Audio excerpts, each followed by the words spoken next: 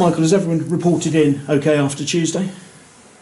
Fitness-wise, yeah, the couple of bit of an illness going around. A couple of lads are not in today through illness, Tav Campbell and Chris Clements. So, other than that, knocks-wise, we're good. And is Luke Varney able then to be pushing for a start this weekend? Yeah, definitely. Obviously got, with the added time, probably close to 45 minutes into him on Tuesday night. Thought he looked quite bright. He is. We all know what he is and what he brings to the team, so he'll definitely be in contention.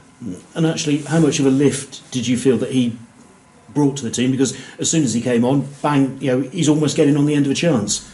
Well, he's done really well for us. He's a proven goal scorer for us. He brings a bit of physicality, experience, enthusiasm. He brings the lot. So he's a big part of what we've done this year. How much is this game at home an oasis in the midst of a run where you've got a lot of trips to teams who are up and around it with you, and also some very long away trips as well? You've got to play everyone twice, so I don't get too obsessed with runs and things like that. We have got some tough away games coming up, but win the one in front of you. We are back at home, so it's important that we did it. We had two tough away games with Northampton and Newport, and we turn them into very good points by winning back-to-back at home. So it's a similar sort of theme that we need to win on Saturday to back up a good point at Bradford. So that's essentially what we're trying to do. And people will look possibly at the table and see where Morecambe are, but they're a team who've only lost one in the last 5, I think. Exactly that. Good result on Tuesday night. Even the games that they have been losing, other than the Northampton game, I think in the last 9 or 10 they've only lost by the odd goal, if they've lost at all. So, and the Northampton game they did lose. They could have been 3-0 up after half an hour.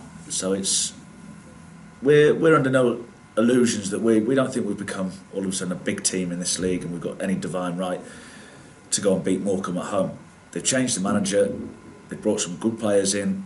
They've got some good experience and some good results to back it up. So, if we turn up thinking it will be easy, we'll get beat 100%, because they're not a bad team. So it's important that we have the right mentality, as we did on Tuesday night, but because it's at Bradford in front of 13,000, your mindset can't change because you're at home.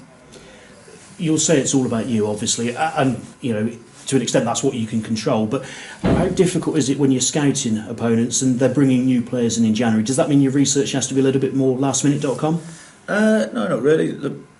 Most of the players you're aware of anyway, because we're all fishing in the same pond basically. So they brought a couple in, but we know who they are. They're generally played at the level before anyway. So I'd be surprised if they did anything that we've not seen before. So, but even like you said, we concentrate on ourselves anyway. So if we play a certain way, and if teams play a certain formation, we do this. If they play a different formation, we do that. So it's always about what we do.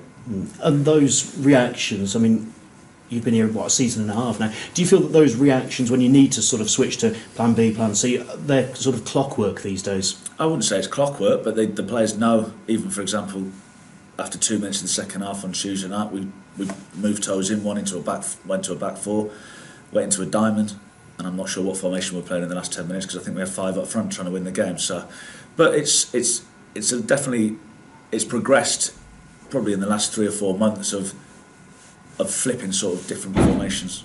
That one with Ben Tozer, it's almost like the sweeper playing in front of the centre halves, isn't it? Yeah, that's all it is. We've used it when we feel we need an extra body in midfield. We've used it when we've gone ahead and teams have stuck 3 up front, so rather than going man for man at the back, we move him forward and just turn it into a back 4, and we'll play 4 against their 3.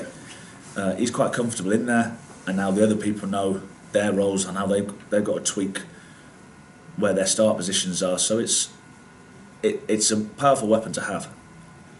A couple of days left of the January transfer window. Is it all still quiet on the transfer front, ins and outs? Yeah.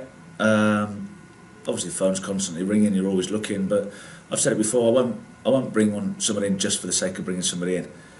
This time last year it was slightly different. We needed bodies in. We are where we are in the league with this group.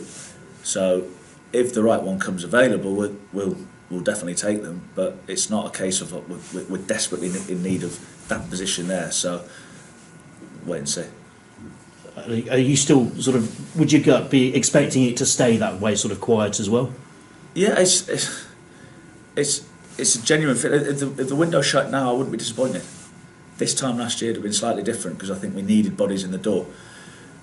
But this time last year we were in the bottom two, and pretty much anyone we brought in would have improved the group.